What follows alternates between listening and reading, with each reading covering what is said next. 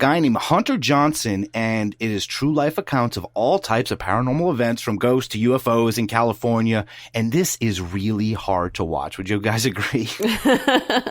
I mean, I had it on and I was supposed to be multitasking, but it made it really hard for me to even multitask while it was going on. You can't.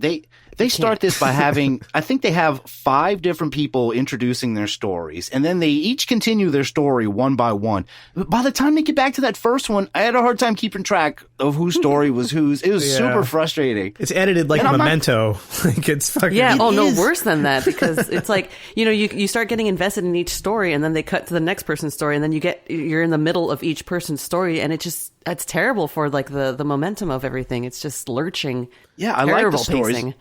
I like the stories, but that choice to break them up in that way was baffling. Ugh. But and say what you will about Blackwell Ghost, at least it tells a coherent story.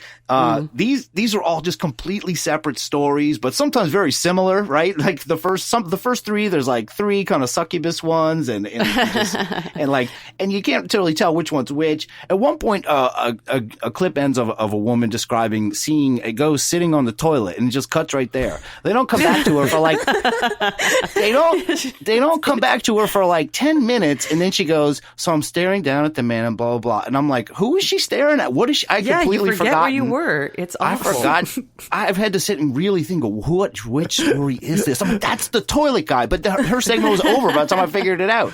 Yeah, I had to go and hit rewind so many times. It was ridiculous. Yeah, well, unfortunately, once these first 5 wrapped up about a half hour, and it gets good. It does actually get good. And this is going to bring us to our next subject, which comes to us from...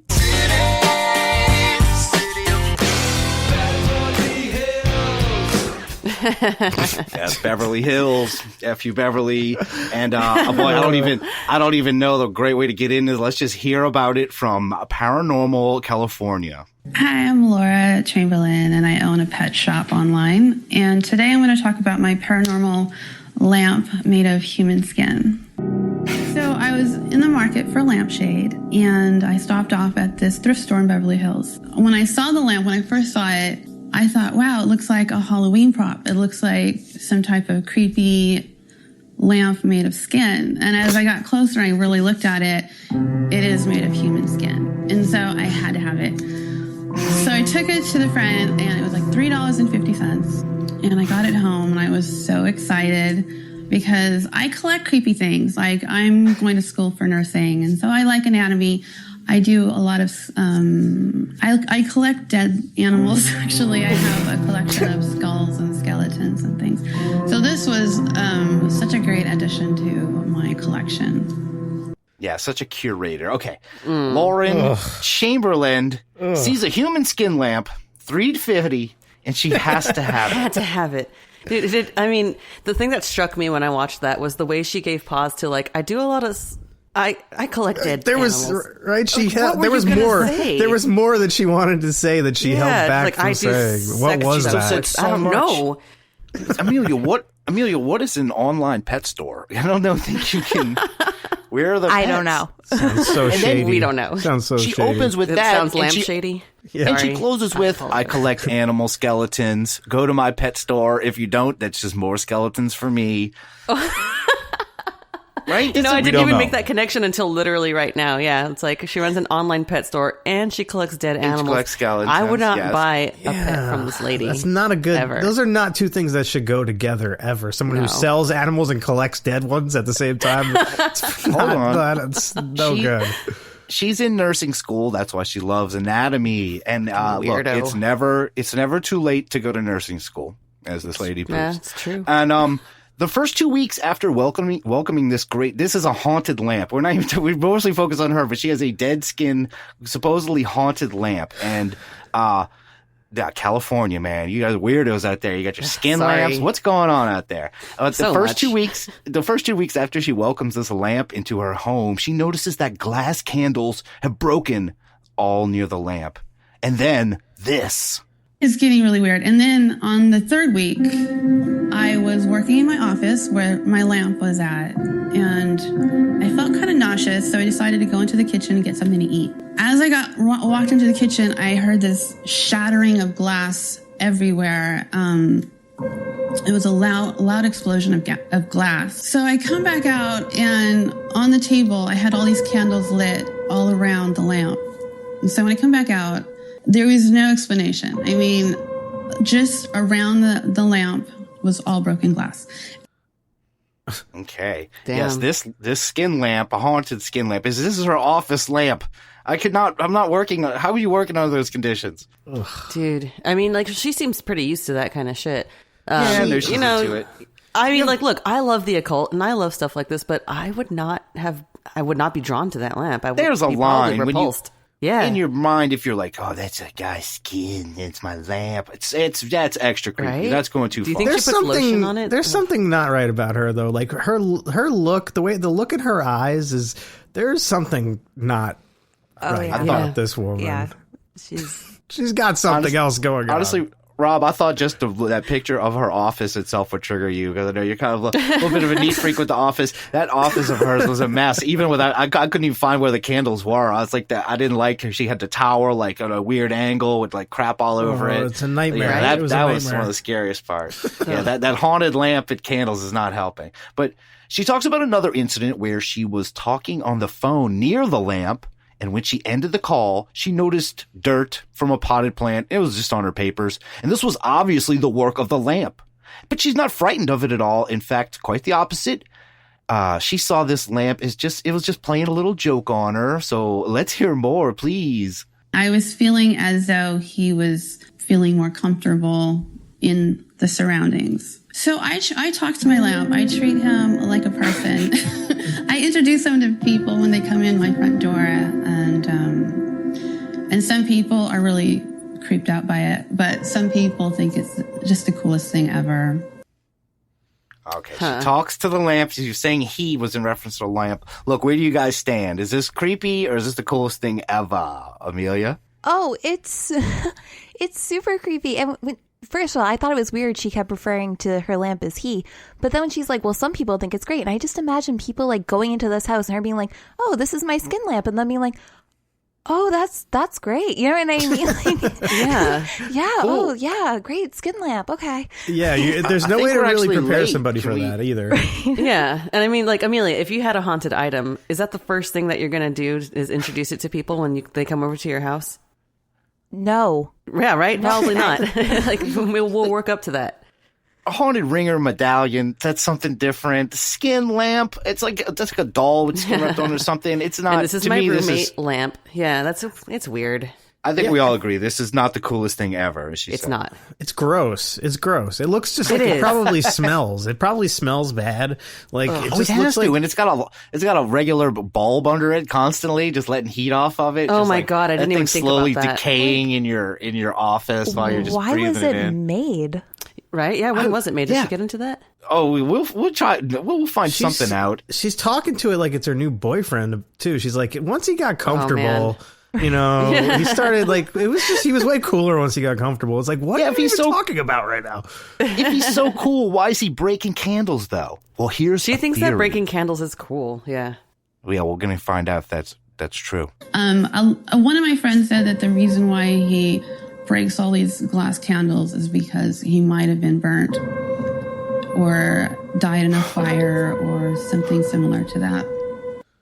I wouldn't think the skin of a burn victim, that's not optimal for lampshade material, right?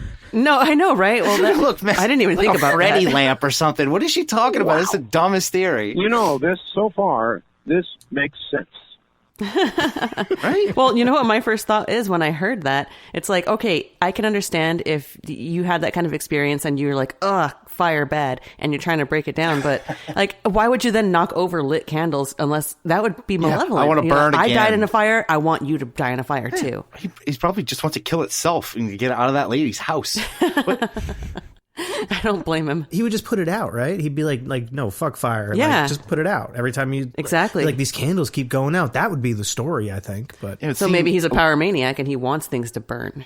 I think it'd be easier for a ghost to cause a light breeze and put a candle out than throw exactly. throw it That's across what the I'm room saying. or something. Yeah, But the question you know. of how does she even know it's human skin comes up? We have to know this, right? How does she even know? You can just tell, she says. She says you can just look at it and tell. It might. Boy, she's going to do great in nursing school. She's like, it's got different she knows sections anatomy and stuff. And like, you're like, what does that mean? She says it might be pig, but no, it's human skin. And because of this, she becomes a bit of a skin lamp expert and researcher. And she notes that Hitler had about 200 skin lamps, but she determined that hers is not a Hitler special due to the age of the material. This lamp is much, much newer, which is even creepier.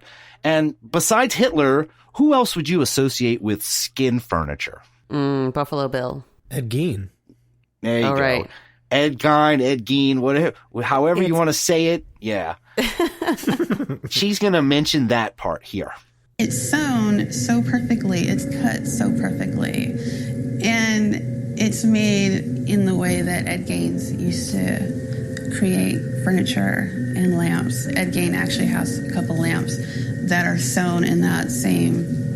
But this is done so perfectly. Oh, this guy, he's perfect in every way. You know, he's this transcendent Ed Gein lamp. I think that makes it even worse. That means someone even more psychotic probably made it. Yeah, I mean, I didn't think it looked all that perfect, but just the fact that anybody would work with that material at all, like, that's not cute. I don't know. It's in the eye of the beholder, I guess. It might look creepy, but it's not Hitler's. It's a fine lamp to her.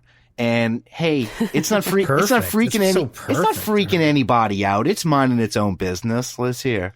Right now, the lamp stays in my living room, right by the front door, and that's where my couch is. And I'm way in the back of the house. And so if I have someone spend the night and they're sleeping in the living room, usually halfway through the night, they're like, I can't. It's just too noisy. There's a lot of noise going on around the lamp, and it really scares them.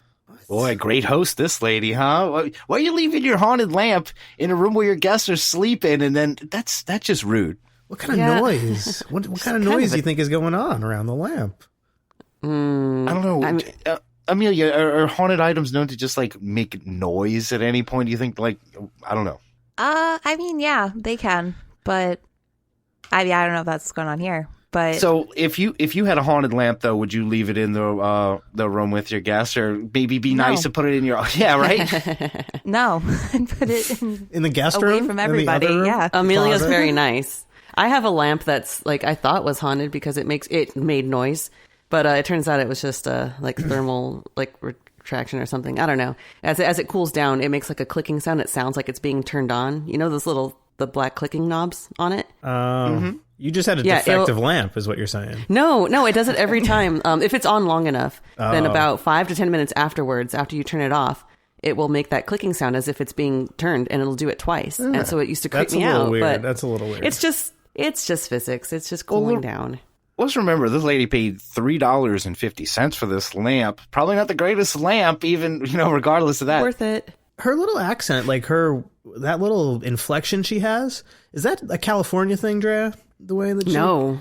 I mean, do I sound like her? No, you don't. I'm just wondering where that comes then again, from. California is like a really huge mix of a lot of people because it's on the coast. So coastal states are going to have a lot of different accents. She's got like that surfer, like cat, like, you know what I mean? Like that, like clueless girl vibe a little bit when she talks. I guess it's hard for me to detect because I've lived here all my life. This lady is not a clueless girl generation. She sounds like she gets high off talking about 3 or this 4 thing. clues. She's been getting high off of dead skin fumes for like years, however long she's had this thing. And yes, you can listen for that great accent Rob's listening for, because I have one last clip of Laura here, which I'm sure Amelia will love, because to me, this sounds like an invitation. I would love to have a real investigation, like a real ghost hunter. I would love that, or even a Ouija board. I wouldn't buy a Ouija board, no way. But I would, if someone had one, I would love to do that. Maybe a DNA test? Oh, interesting. I would do that. I would love to know who it is. Why would you want to know that? And Amelia, it doesn't matter if you bring the Ouija board or buy it in the long run. I mean, no, I took it as hoping maybe she wanted someone who like knew how to use one, but I don't know. I was watching with my friends, and she said that, and they looked at me and they're like, "So you going over?" Yeah, there you go. Hey, Come on over. We'll hang out. We'll go to the Queen Mary. We'll make a whole thing of it. Yeah. Bring the lamp there, and you could stay in that room. Ooh, no, thank you. We can leave the lamp wherever the hell it is. I don't want that. Yeah, really. That would be cool to ask, like,